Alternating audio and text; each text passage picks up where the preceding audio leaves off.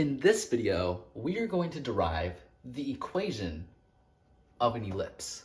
If we were to take an ellipse and plot it on the xy plane, and we call our longest radius A and our shortest radius B, then the equation of our ellipse would be this.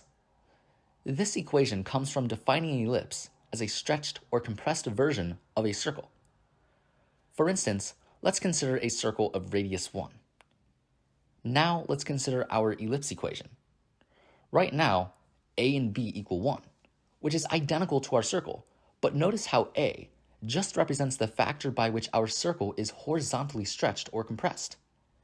In the same way, B represents the factor by which our circle is vertically stretched or compressed. Now, defining an ellipse as a circle which has been stretched or compressed, however, is only one way of thinking about an ellipse. The concept of a stretched or compressed circle comes from an even deeper concept, an alternative definition for an ellipse. Geometrically, a circle is defined as a 2D shape which consists of a set of points such that all points in the set are the same distance away from some fixed point, which we call the center of the circle. An ellipse is defined in a similar manner, but the definition is not based on one fixed point, but rather two fixed points. These points are each called a focus, or the plural form, foci. Notice how C represents half the distance between the foci. If we choose some arbitrary point in 2D space and draw lines connecting from each focus to the arbitrary point, now we're ready to define what an ellipse is. An ellipse is a 2D shape which consists of a set of points such that the sum of the distances from two other fixed points, in this case d1 plus d2, is always constant. So no matter which point we choose on our ellipse, d1 plus d2 is always the same. We can use this definition of an ellipse to derive the equation of an ellipse. To do this, we are going to consider 3 points on our ellipse. First, some arbitrary point which doesn't lie on the x or y axis. Second, a point on the x-axis. And third, a point on the y-axis. So for all 3 cases, our foci are at the same positions. Right? They're all at a distance c from the origin. So in our other 2 cases, I'm just going to label those distances exactly as c. So for our first scenario, basically we choose any point on our ellipse as long as it isn't on the x or y axis. So in this case, we're going to consider this point, right? It could be any point, so we just label it, x comma y, because it could be any point. For our second scenario, our arbitrary point on the ellipse is right here. And the coordinates of this point, well, we know the y-coordinate's going to be 0, but what's the x-coordinate? Well, remember, the x-coordinate basically represents the longest radius of our ellipse, so we call that distance a. And for our third scenario, our point is on the y-axis. And in this case, our point is on the shortest radius of our ellipse. So the coordinates is 0, comma b. And so really, if we connect distances to each focus,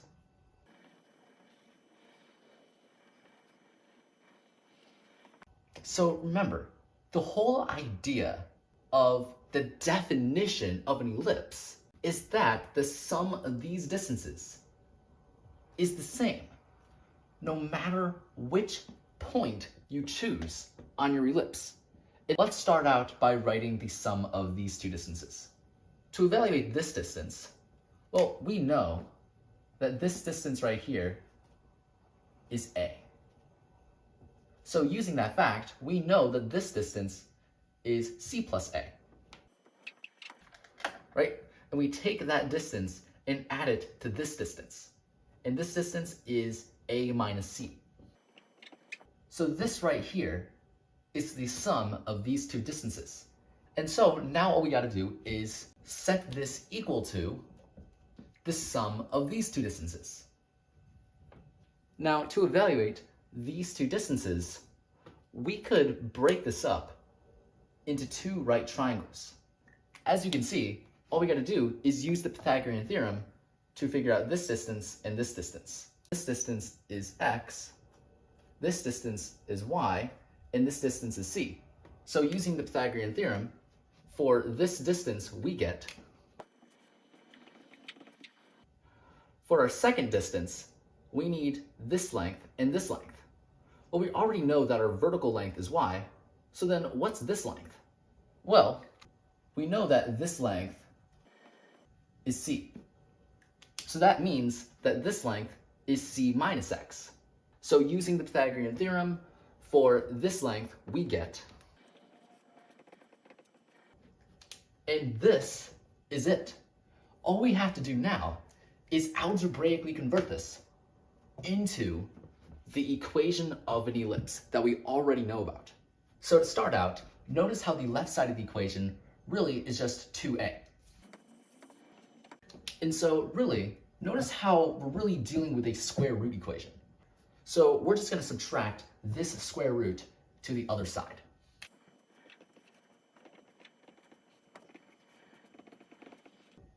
Now really, the equation of an ellipse doesn't consist of square roots.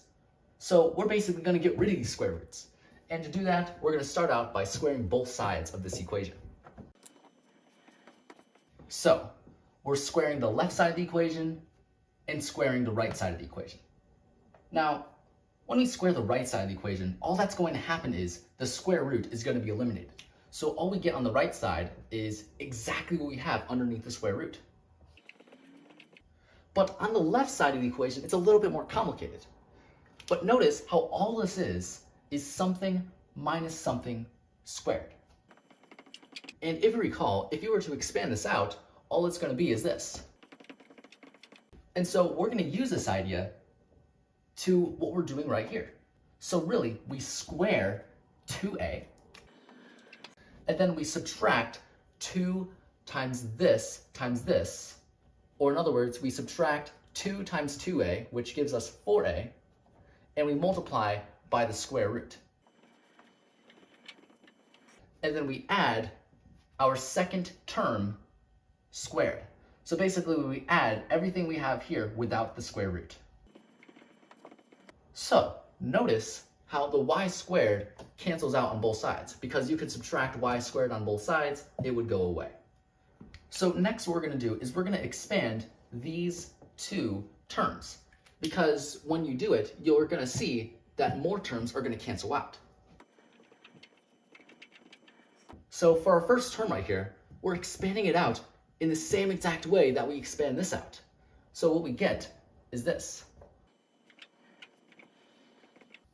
And that's what we get. Now, for the term on the right side of the equation, it turns out that this, instead of it being a minus b squared, it's a plus b squared. And expanding this out, you're going to get this. So as you can see, this is how we would expand this term out. And so this is what we get. And notice how we can subtract c squared on both sides, subtract x squared on both sides, and they go away. And that's really the whole idea. So what we're left with is these three terms on the left side of the equation and this term on the right side of the equation. And remember, we still have to get rid of this square root because the equation of an ellipse doesn't have a square root in it. So what we're going to do is add this to the other side of the equation and subtract this to the other side of the equation. And I'm going to show that with arrows, showing that we're basically just moving them to the other side of the equation. So combining these two terms together, we get minus 4cx. And this is really what we have now. Notice how we could divide 4 on both sides of the equation.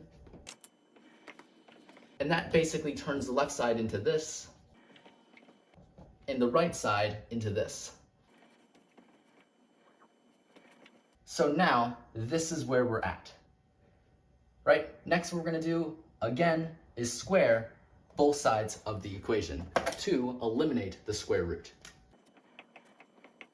So on the left side of the equation, again, we're expanding this out in the same exact way as we would expand out a minus b squared, right? And so what we get is this.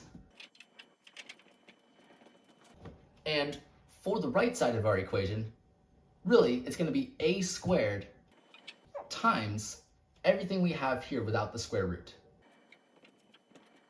That's really what it is. So what we're going to do is we're first going to expand out the c minus x squared. And so expanding it out, again, is the same exact way as we expand out a minus b squared. Right, and then we just have plus y squared. And then distributing the a squared across to each of these four terms, we are going to get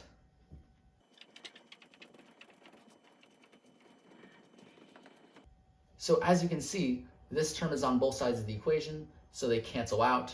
And so really, moving back up to the top,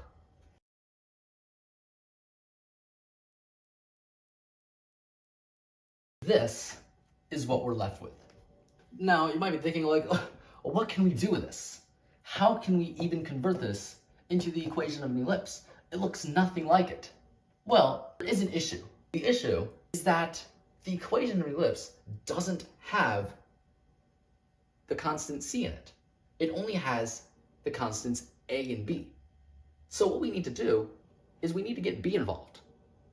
So what we're going to want to do is figure out what c is in terms of a and b. And we can do that by saying the sum of these two lengths equals the sum of these two lengths. Now, we know from this scenario that the sum of these two lengths is 2a. This length right here is b. So you see that both of these lengths are going to be the same when we use the Pythagorean theorem. They're going to be the square root of b squared plus c squared. And really, these two are the same, so what we get is this. And then dividing 2 on both sides, we see that this is what a is equal to, but then if we square both sides, this is what we would get. But remember, we don't want c squared in this equation. So if we solve for c squared right here, this is what we would get. And some of you guys might be familiar with this, right? This is how you would figure out where the foci of an ellipse are, right? That's really what it is. And so really, we're just going to substitute c squared for a squared minus b squared.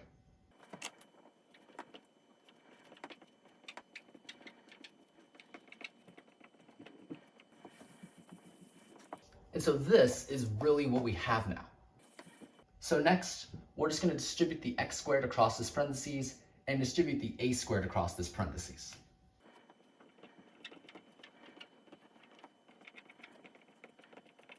And so as you can see, a to the fourth and a to the fourth are on both sides of the equation, so they cancel out. And a squared x squared are on both sides of the equation, so they also cancel out. And so what we're left with is this. So this is what we have. Now, next thing we're going to do, sort of like what we did before, is we're going to add this to the other side and add this to the other side. And so doing that, we're going to get this. And I'm actually just going to flip the left and right side of the equation around so you guys really see what's about to happen. Just like that. It turns out, if we divide by a squared b squared, then on the left side of the equation, for our first term, the b squareds are going to cancel out, and we're left with x squared over a squared. And for our second term, the a squareds are going to cancel out, and we're left with y squared over b squared.